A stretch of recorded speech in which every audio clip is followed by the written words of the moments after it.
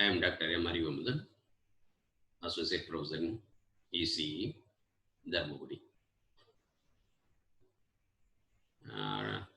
Today's topic is electroencephalography. It is EEG. EEG is the recording of electrical activity along the scalp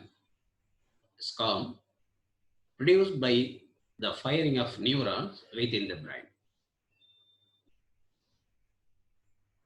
In clinical context, EEG refers to the recording of the brain's spontaneous electrical activity over a short period of time, usually 20 to 40 minutes, as recorded from multiple electrodes placed in the skull. In neurology, the main diagnostic application of EEG is in the case of epilepsy, as epilepsy activities can create clear abnormalities on a standard EEG study. A secondary clinical use of EEG is in the diagnostic of coma and encephalopathies. EEG used to be the first line method for the diagnosis of tumors, stroke, and other focal brain disorders, but the use has decreased with the invention of MRI and CT scan. For EEG signal, it is a 1 second of EEG signal that the EEG is typically described in terms of rhythmic activity and transients. The rhythmic activity is divided into bands of frequency. To some degree, these frequency bands are a matter of nomenclature. It is the range between 8 to 12 hertz. It is described as alpha. But these designations arose because rhythmic activity within a certain frequency range was noted have a certain distribution over the skull or a certain biological significance. Most of the cerebral signal observed in the skull EEG falls in the range between 1 to 20 hertz. Activity below or above this range is likely to be a artifactual and a standard clinical recording techniques. These are the 10-20% system of EEG electrodes that the electrode should be placed in the skull. A standard EEG makes use of 21 electrodes linked in various ways of Montagne, as subjected that the patient should be lie down in the bed, apply electrode according to the 10-20% system, check the impedance of the electrode. That is the placement of electrode that is shown in figure.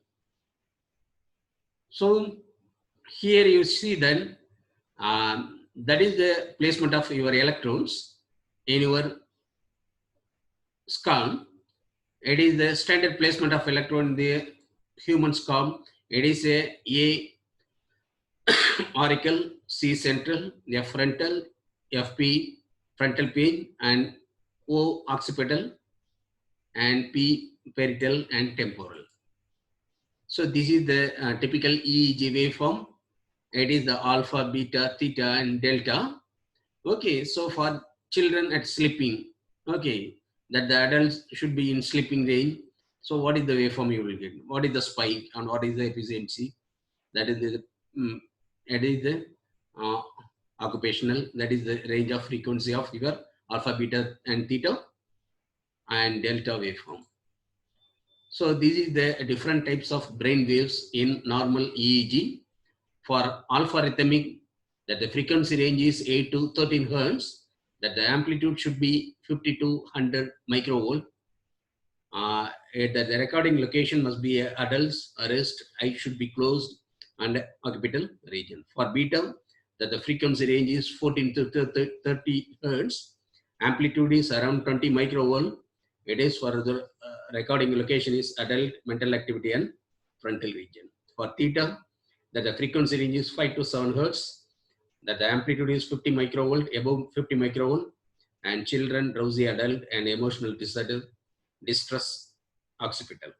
For delta rhythmic, it is the frequency range is 2 to 4 hertz, and the amplitude is 50 microvolt, and children's in sleeping conditions. Then is the next one is the electromyogram. That the electromyogram is used in conjunction with the neurological examination, helps establish a diagnosis and the extent of a problem by measuring the electrical activity of muscle. Electromyogram, EMG, is the electrical activity of muscle in response to simulation.